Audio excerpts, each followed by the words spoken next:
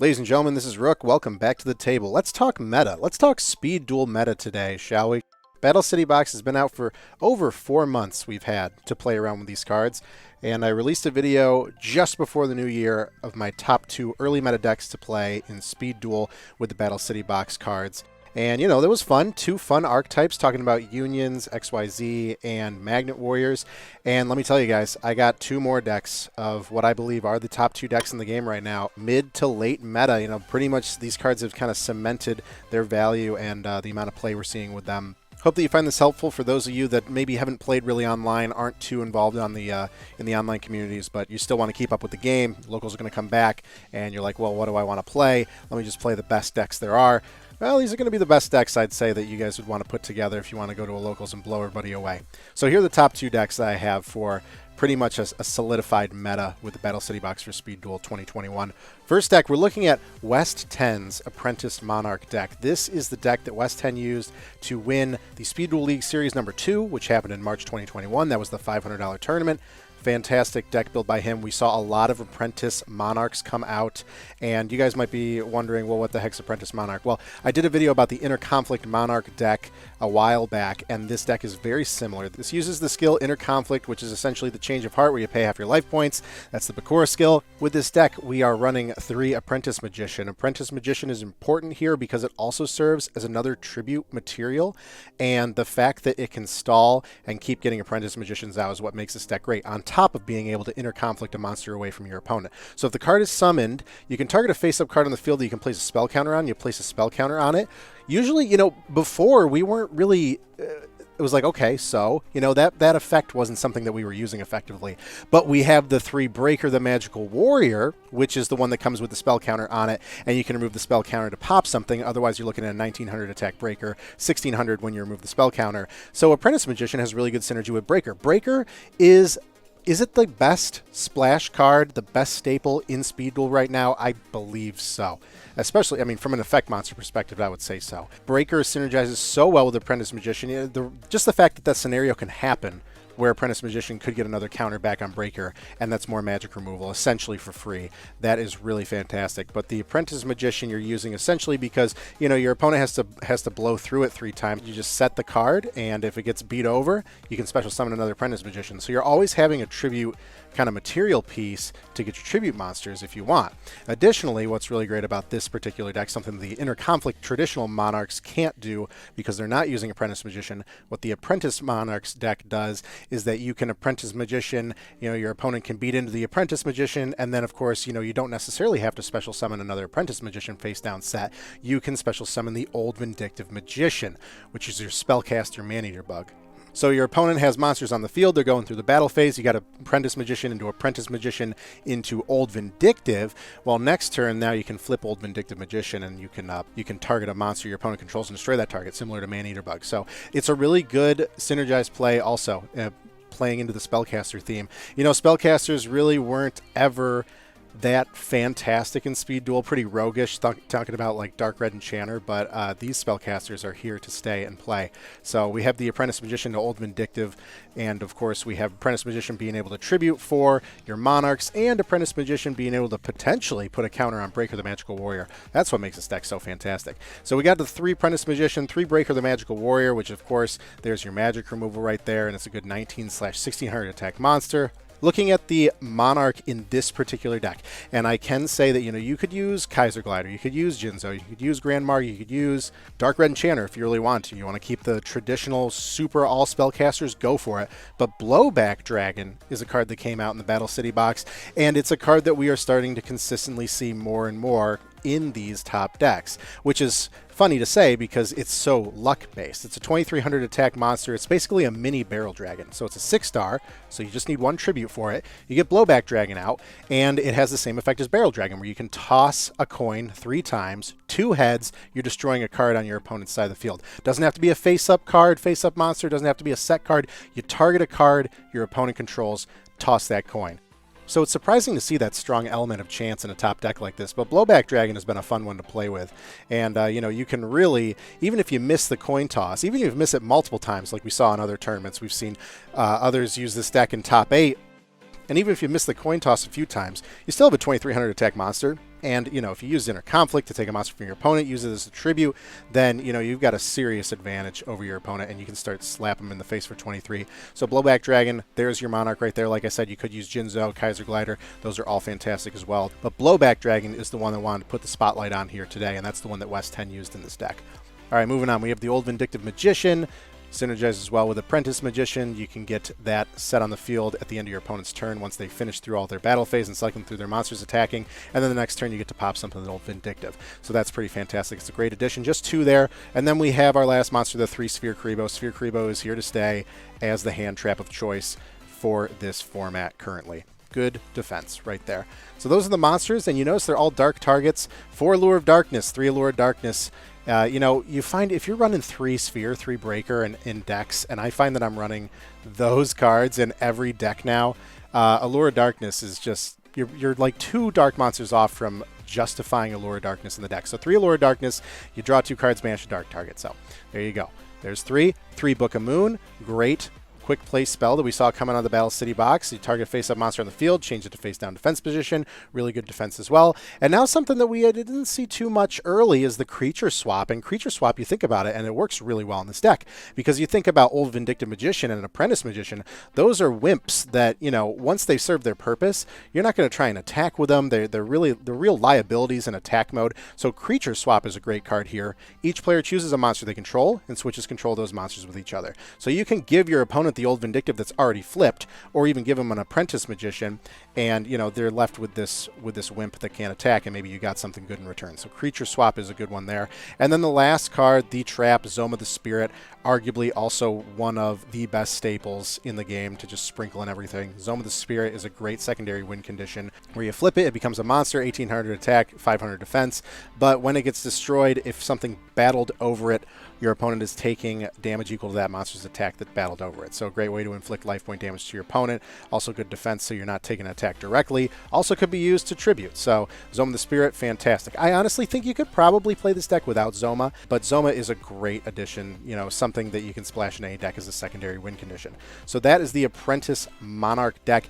And, you know, this deck is pretty much in line with what we are seeing with most Apprentice Monarchs these days. So this is a great template for you guys to use. Some side deck options. We have Cosmic Cyclone because we are still afraid of something like XYZ Unions, and we want to get that Union Scramble right into the Banished.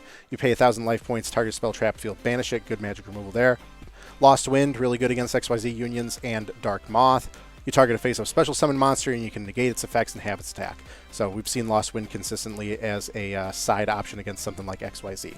And then we have Waken the Dragon. We are seeing breakers all over the place, and we are seeing Night Beams come back into play. So Waken the Dragon has started to creep back up as a side deck card. We just went through this period where people were popping back row like without a care because Waken the Dragon kind of moved out of the meta and what people were running, but now we're seeing it creep back up because, you know, we're going to see this ebb and flow of Waking the Dragon and magic removal and people being cautious versus people not being cautious. But Waken the Dragon, good side option there, which, you know, if it gets popped by your opponent's back row removal, you can special summon a monster from the extra deck. So we have a good number of extra deck targets here for something like Waken the Dragon. Obviously, Blue Eyes Ultimate, huge, 4,500. Arcana Knight Joker is probably the one we're going to see the most come through from Waken the Dragon, just because its effect is fantastic when it gets hit with something, spell, trap card, monster effect that targets the face-up card on the field. As a quick effect, you can drop a card from your hand that is either, you know, the same type, monster, spell, or trap, and you negate it. So this can negate like Parasite equipping to it. This can negate like a Book of Moon targeting it. So Arcana Knight Joker is a solid choice here if you were to get something out with Waken the Dragon. And we got Ryu Senshi, and, you know, we have Thousand Eyes Restrict, which can suck a monster, which is pretty great. So those are the extra deck targets you're most likely going to see pretty consistently if we have people running Waken the Dragon. Number 2 deck. Number 2 deck that I want to talk about, guys. I know you probably don't want to see this. PTSD just looking at this card right there in the corner of your screen. But I got to talk about it. This Dark Moth it's smashed its way back into top 8 consistently with all these online tournaments, and it is topping consistently top 4, second place, first place. We're seeing a lot of them, so I have to talk about Dark Moth. I think that this is the second best deck in the game. And I'd say, you know, it could go back and forth with something like Apprentice Monarch or Inner Conflict Monarch, but the Dark Moth deck is continuing to be one of the most consistent decks in Speed Duel, and with a few additional splashes that, I profiled this deck, I think maybe a month or two ago, early 2021, because I was like, oh my gosh, I can put Breaker in this deck and it's still a Dark Moth deck. Whoop-de-doo, look at me, I figured it out, but people are continuing to be creative on this deck. And Nightblader's Dark Moth deck, which was in top 8 of the Speed Duel League Series 2, is a great example that I wanted to highlight as some of the creativity that you're seeing with the Dark Moth deck. So, Dark Moth, I've said it a million times, kind of how the engine works. It's a fantastic engine.